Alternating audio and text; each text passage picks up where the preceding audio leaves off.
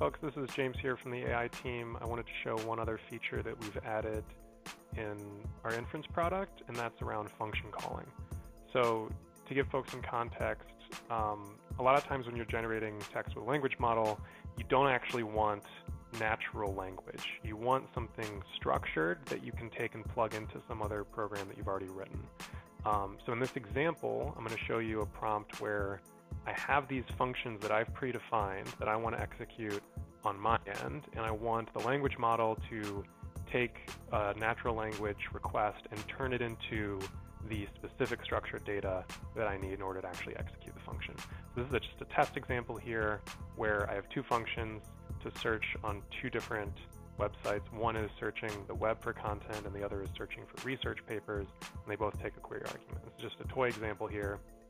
And this weird structure is just how the language model requires that you pass this.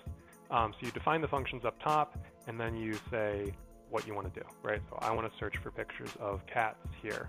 And to demonstrate the difference between what you would normally get and the new functionality we got, I'm going to start with an open source model that was not fine-tuned for function calling, right? So I'm just going to send this request along, and it's going to tell me in plain English how to do this, which is fine for a human, but if I'm going to send this to a computer program, it's not going to work.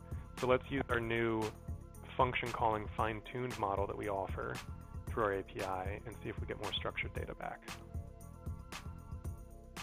There you go. It's defining the specific JSON blob that you need. It tells you which function. It correctly says, hey, Bing is going to be a way better place to search for pictures of cats, and here's what you need to do. You need to add one argument where the query and the value of that is cats. So I know Knockeng already uses function calling using OpenAI. This is our way of offering the same support using open source models. Thanks for watching.